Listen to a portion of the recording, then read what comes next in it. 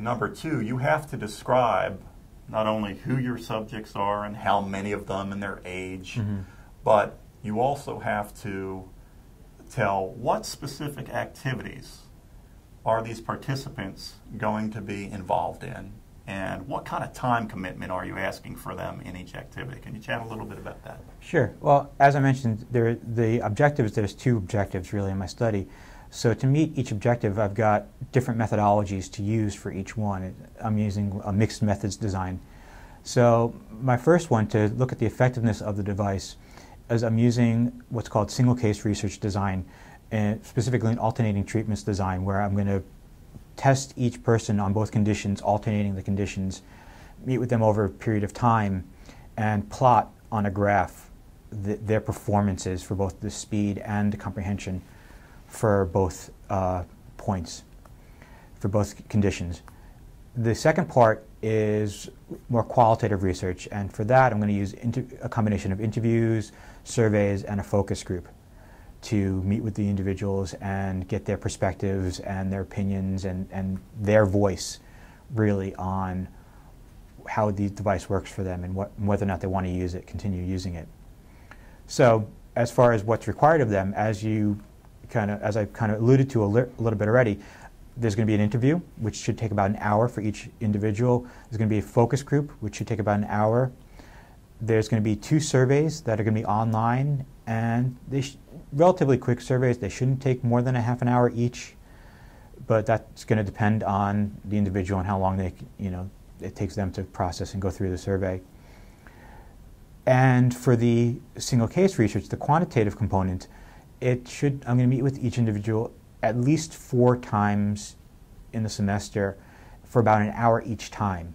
So a total of 4 hours. Now, I say at least 4 times because I need to establish a pattern with each subject. And if I can't establish a pattern in 4 sessions, I'm going to need to continue going until I do establish one. So maybe it's possible then you could, in your application, say, I anticipate meeting with the subjects 4 to 6 times or 4 to 8 times, and give a range of possible. Yes. Okay, all right.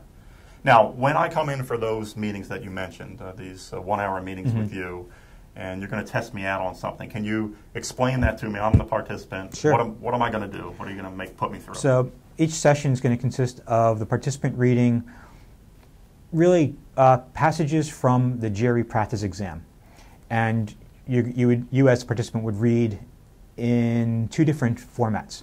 So you'd have the practice exam in front of you, only the reading comprehension portion of the practice exam you'd have in front of you, and you'd read it the standard old-fashioned way. There's the paper in front of you, you read it, you answer the questions. The other portion of it is I would give it to you on the Kindle, and you'd read it using the Kindle, using the text-to-speech to read the passages and answer the questions. Okay. So how much time is this going to take me? How much reading? Do I have to read a book when I come in? Do I have to read a chapter? About how much? Again, it's just the reading comprehension portion of the practice exam for the GRE, so it shouldn't take more than an hour to do both parts. Okay. Combined. All right. Point here is that it's very important in responding to item 2 on your application that you just be very pragmatic. Again, I would recommend a bullet or a numerical listing. These are the activities that the participants will complete or take part in if they choose to participate, and just list those. And then right after you list the activity, the time commitment.